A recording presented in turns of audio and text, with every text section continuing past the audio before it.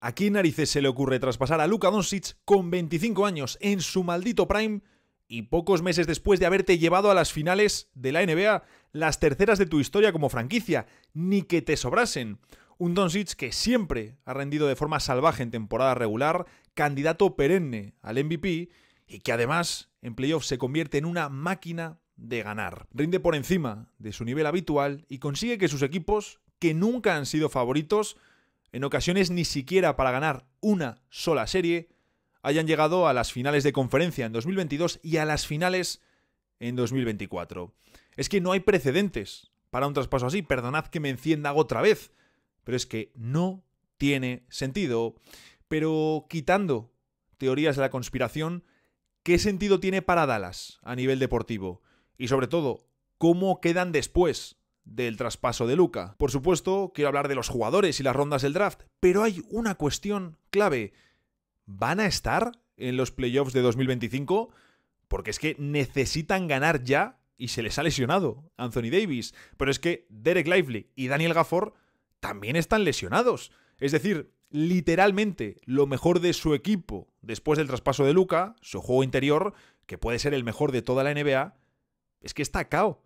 A Davis le vuelven a hacer pruebas el 3 de marzo. Vete tú a saber cuándo juega, porque lo mismo necesita pasar por quirófano y si es así, no jugaría en lo que queda de temporada. Pero es que, claro, luego tanto Gafford como Lively vuelven en teoría, el 2 de abril.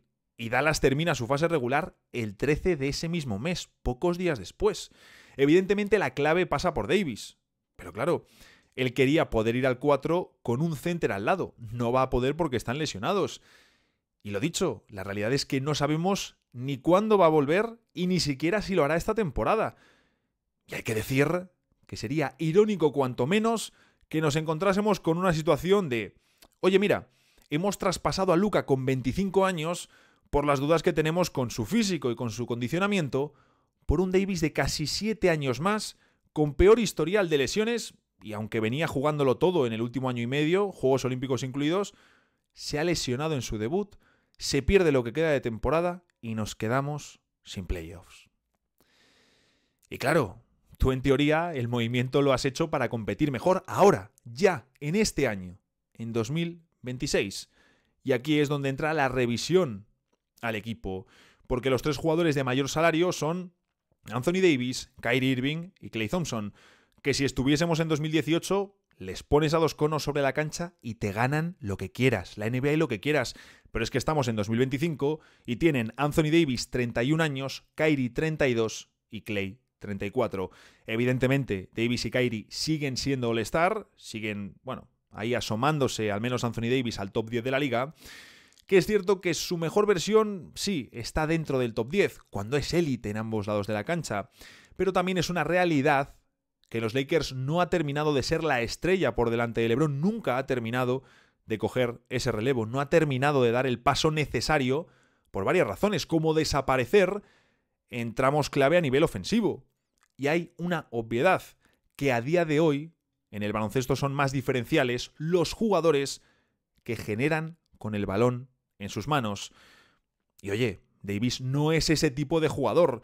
Aunque es cierto que en su debut con Dallas le hayamos visto subir la pelota, forzando posesiones él, tiros difíciles, que tiene capacidad y calidad de sobra para anotarlos, no es lo que hace Anthony Davis, no es ni lo más sano ni lo más sostenible para un jugador que se supone que es tu jugador franquicia para el próximo lustro. Veremos si aguanta.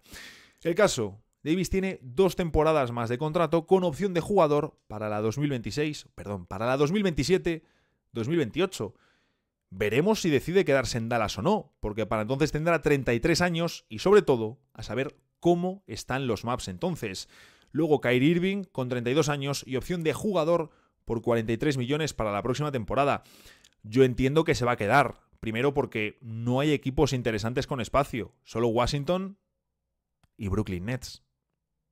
Sería maravilloso, sería maravilloso. Obviamente no va a suceder y si hubiese más equipos con espacio salarial sí que tendría mayor preocupación, pero entiendo que renovará. Es lo lógico. Pero claro, tampoco es lógico traspasar a Luka Doncic. Se ha hablado mucho de, ahora está clarísimo que Kyrie va a rechazar la opción y se va a los Lakers. Solo tiene sentido si Kyrie renuncia a una cantidad absurda de dinero, nivel firmar 5 millones por temporada, es decir, no va a pasar. En un escenario más realista, ¿tiene sentido para los Lakers un sing and trade con Austin Reeves y Hachimura si es que lo pueden realizar? Lo cierto es que no.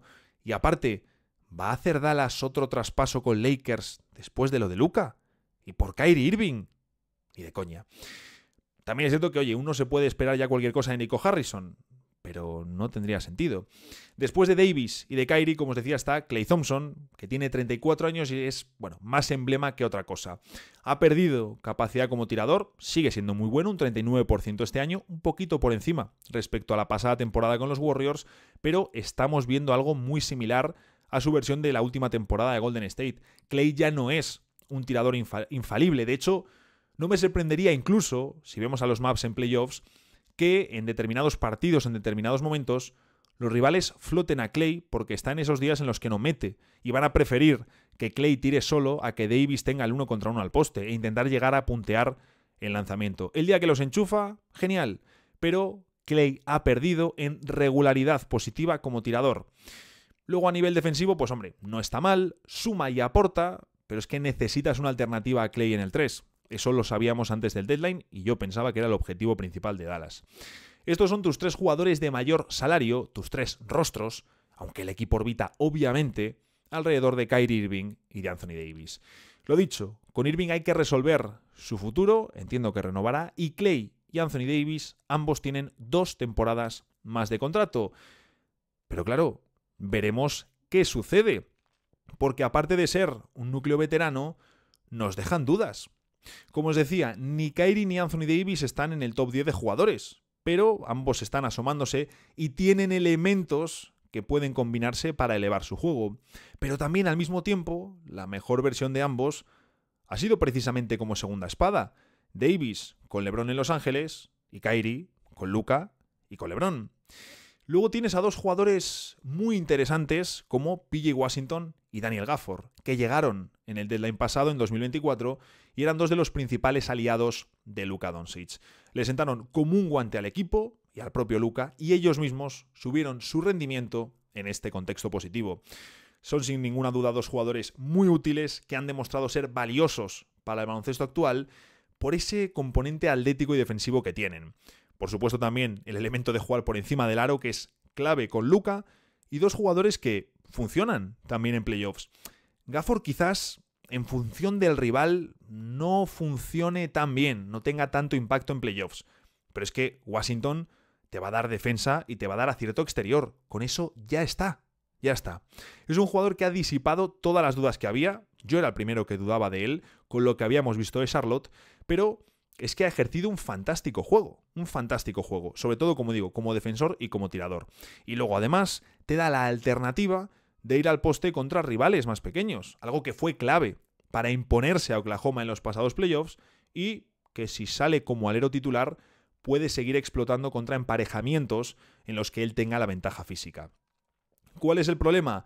Que ambos tienen 26 años, están ya en su mejor momento, entrando en su prime, y buscarán una importante mejora salarial, porque se lo están ganando, es que están demostrando su valía y ambos están en $14 millones para la próxima temporada, contratos muy buenos para Dallas Mavericks. ¿Y qué ocurre? Que ambos terminan contrato en el verano de 2026, serán agentes libres sin restricciones y veremos si deciden continuar o no, si siguen ambos, si alguno renueva o no antes de la próxima temporada, si se marchan los 2 o si solo sigue uno.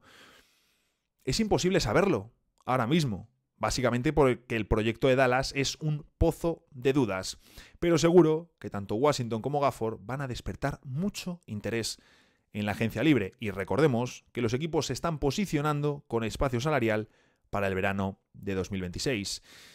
Luego te encuentras en la plantilla, pues bueno, a los Caleb Martin, que este ha llegado por Quentin Grimes, básicamente porque tiene más años de contrato, pero es peor y te baja el techo del equipo, no es ninguna maravilla. Entiendo que confían simplemente en recuperar su mejor versión de Miami, pero claro, no suele ser buena fórmula lo de apostar por jugadores de rol de estos Heat de los últimos años.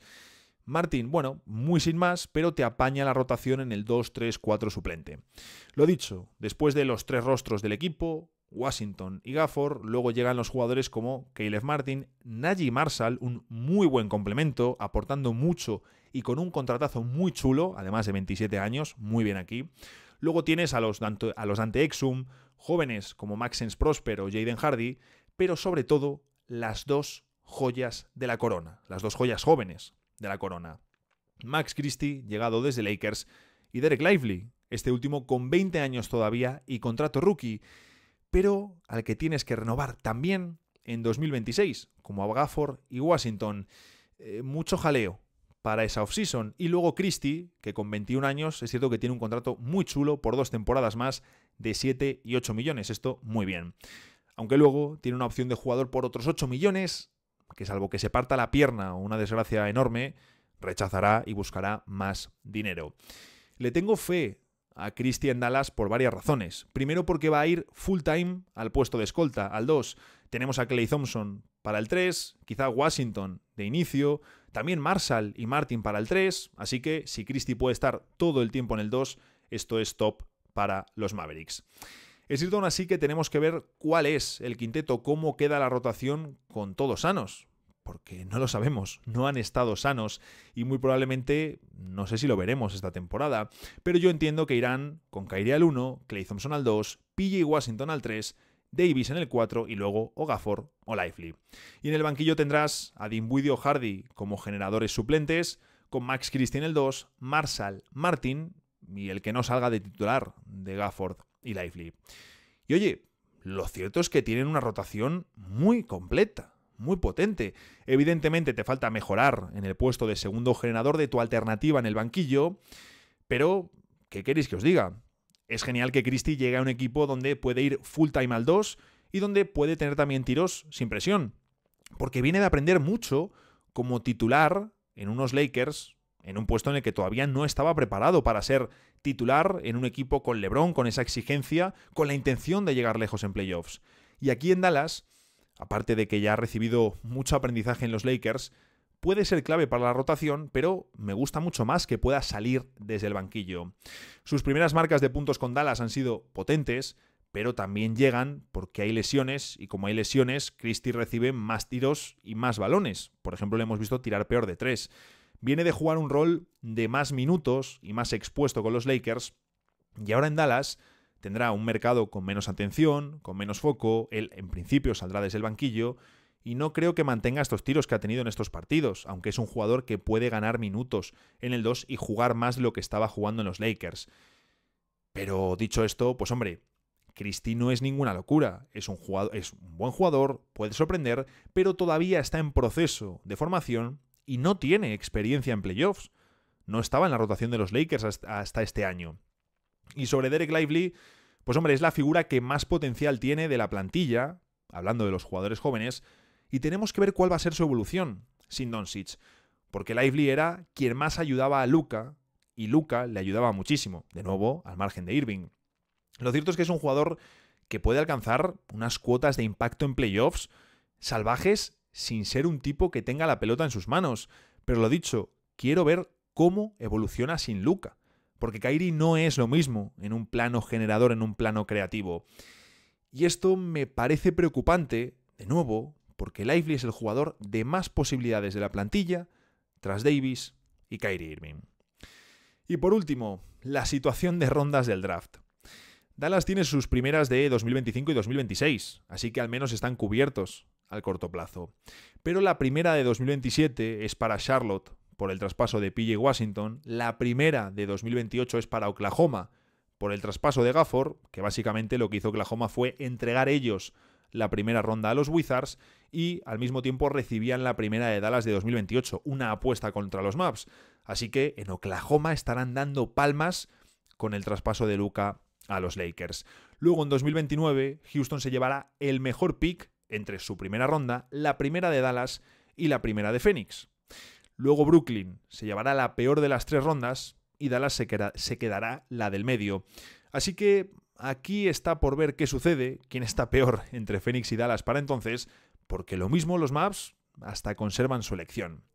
Y la primera de 2030 también está traspasada como un derecho de intercambio a San Antonio o Minnesota. y Dallas recibirá el pick de San Antonio, que siendo los Spurs 2030 y estando Wemby, debería ser una de las peores selecciones de toda la primera ronda. Es decir, los Mavs, viendo el dibujo, verdaderamente todavía pueden mover bastantes primeras rondas. Pueden traspasar hasta 3 primeras selecciones y en verano serán 4. El problema es que a medio plazo has perdido el control de tus rondas y eso ante un futuro incierto no es nada bueno. No deja de ser curioso que esas rondas que no tienen o no controlan son por traspasos precisamente para mejorar el equipo alrededor de Luka y traer perfiles que funcionan con Doncic. ¿Y luego te lo cargas? ¿Y se supone que llevabas tiempo pensando en esto? En fin, que con todo esto te das cuenta de que en 2025 se pueden quedar sin playoffs por lesiones. Yo creo que probablemente les veremos en el play-in, pero el oeste está muy caro y en su zona están todos muy ajustados. Puede pasar cualquier cosa y no es un topicazo, es la realidad. Pero lo dicho, si te quedas sin playoffs es una cagada enorme, y más si es por lesiones. Pero bueno, tendrás tu propia elección del próximo draft, luego en verano tendrás la situación de Kyrie Irving, que como digo entiendo que renovará, y tendrás que ir con todo a ganar en 2026. Y de nuevo, si no te metes en playoffs, tendrás tu pick de lotería. Necesitan evidentemente un manejador más. Hacerse con uno top para el banco sería lo ideal, y si hace falta mover rondas para conseguirlo, hazlo. Hazlo, leñe. Y si no, pues un fichaje tipo Dennis Schroeder o Bruce Brown en la agencia libre, alguien que pueda acompañar a Kyrie. Esto lo necesitan sí o sí si quieren ser candidatos en 2026. Y aún así hablamos de que el equipo será un año más viejo. Davis con 32, Kyrie con 33 y Klay con 35, y ya tenemos dudas por su edad y sus lesiones. Así que la realidad de Dallas es que su situación es muy incierta. Han pasado de tener la siguiente década tranquila bajo la estela de Luka Doncic a no saber cómo estará este proyecto en un par de años. Y sí, tienen una plantilla muy potente, con ese agujero importantísimo en la generación, pero es que se pueden quedar sin playoffs a corto plazo. La realidad es que se lo tienen que jugar todo para ser campeones en 2026, porque después, con las renovaciones de Washington, de Gafford, de Lively, la edad de Kyrie, de Davis, de Klay, estos dos terminando contrato en 2027, tú ese año además no controlas tu primera ronda, así que si te ha ido mal, no puedes tanquear. Y viendo todo esto, ¿cuál es el futuro de Dallas a medio plazo? Bueno, Nico Harrison dijo que el futuro es a 3 o 4 años vista. Qué optimista me parece este señor ahora mismo. Pero es que incluso para 3 o 4 años, ¿cuál es el futuro de Dallas? ¿Que Davis sea la estrella con 35 años y una rodilla biónica? ¿Será el primer cyborg en ganar el MVP de las finales? ¿Quién sabe? Yo ya, visto lo que hemos visto, me espero cualquier cosa. Veremos qué sucede en este tramo final de temporada, porque como os digo, está muy caro el oeste, desde luego más caro que el traspaso de Luka Doncic, y el futuro de los Mavs luce más incierto que nunca. Hasta aquí llega el vídeo de hoy. Como siempre, os leo en comentarios para saber qué opináis sobre el futuro a corto plazo y a medio de los Mavs, y nos vemos en el próximo vídeo.